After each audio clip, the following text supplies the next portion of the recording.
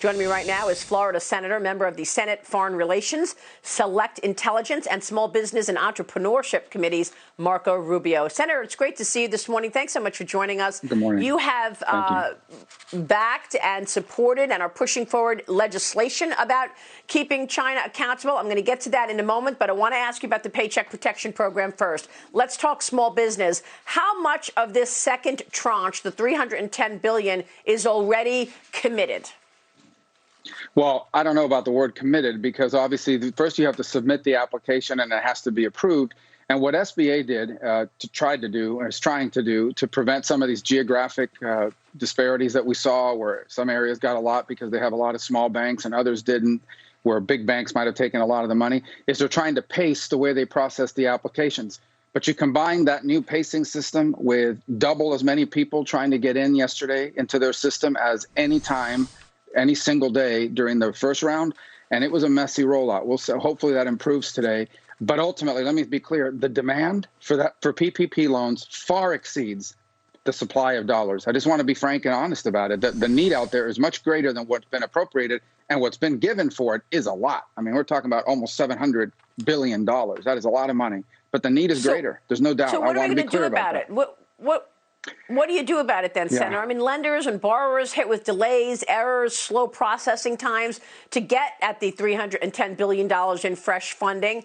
I recognize the Small Business Administration is being asked to do a lot. I mean, they gave, a portion of this money out in 14 years, and now they're being asked to do it in $350 billion in 14 days. So I get that. But how is this going to help the economy come back?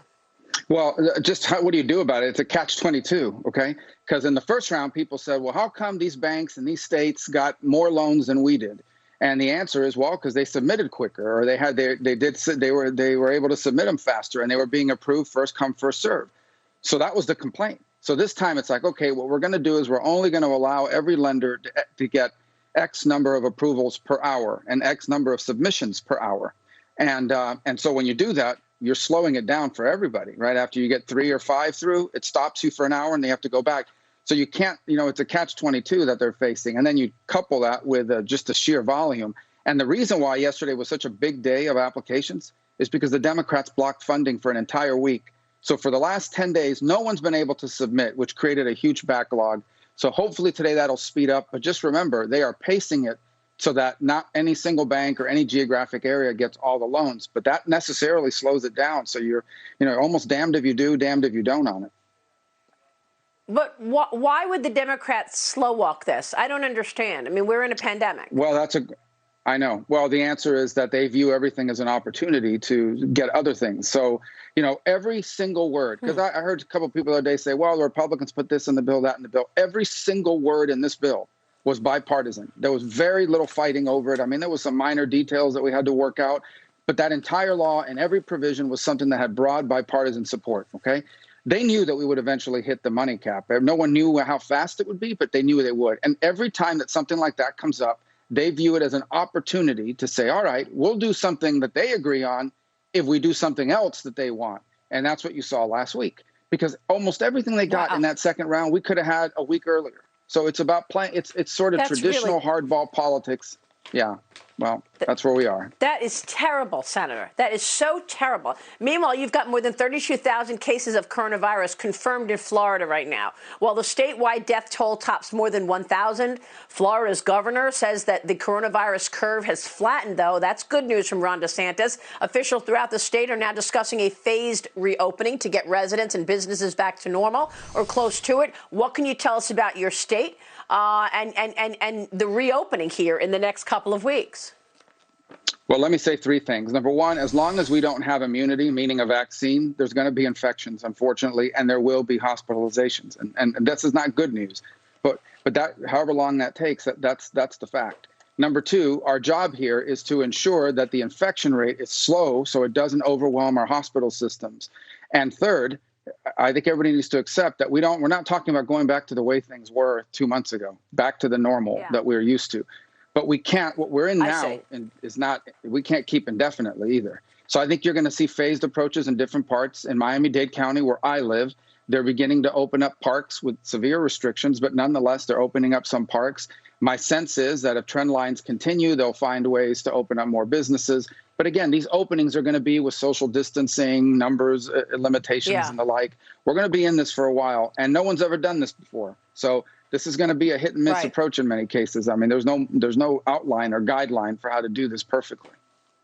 It feels like things don't become normal again until a vaccine or until 2021. I mean, we are going to be very aware of a new normal, if you will, as things reopen. Yes, real quick, I want to get to China. Yep. Yeah, absolutely. Okay. I think that's so fine. I had That's Senator exactly Tom right. Cotton on Sunday. Your colleague, Tom Cotton, said that the Chinese Communist Party made a decision to allow this virus to escape its borders. Whether or not it was an accident, they came out of the lab in Wuhan, fine, put that aside. But they made a decision. Once they understood the severity of this virus, they allowed it to escape its borders. They shut down the Hubei province, but 433,000 people were able to travel from China to America in January. You have talked about holding China accountable. You've got bills right now. The president has announced an administration is conducting an investigation into China. What's the best way to hold them accountable? And do you really believe you're going to be able to move the needle in terms of these supply chains, getting some of those products made in America? Number one, one of the first doctors that put up on a group chat that there was a problem and a new disease was forced by the Chinese to sign a paper saying that he would stop spreading these lies. That's what they forced him to sign. That doctor died from COVID-19 about a week later. Number two, if China had acted when those warnings were being made, instead of silencing the people that were talking about it, they could have limited the spread. So there was no doubt that that was a deliberate decision made on their part. And number three, the one way to hold them accountable is to do what we should be doing anyway, and that is moving the means of production to become less and less dependent upon them. I think what you're going to see after this pandemic is that more and more countries are going to prioritize their healthcare, manufacturing capabilities, and other industries. And they're going to clamp down on it and exports of those products in a time of crisis when there's a shortage, or potentially as leverage. And we need to be prepared for that new world by ramping up our own capabilities and those of our allies and partners that we can rely on. And that obviously is going to be a price to pay for the Chinese Communist Party, but we have to do it for ourselves no matter what. Do you think corporate CEOs get it, Senator? I mean, come on. For 20 years, I covered corporations who were dying to get a foothold into China to sell to the 1.4 billion person population, and they would just roll over and do what China wanted them to do. The Communist Party, I should say, not China, the Chinese Communist Party. Do you think global CEOs are getting it now, that we can't be in the middle of a pandemic and get threats that they're not going to send us the prescription drugs that we need?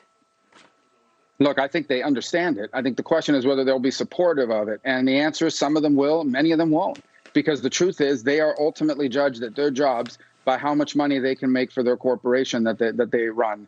And if you can do things cheaper in China, it's going to create a profit motive or a profit incentive for you in terms of keeping it there. But that's the direction the world is going. And it's not just the United States that's going in that direction. So this will be the new reality that I think they're going to have to accept and make work.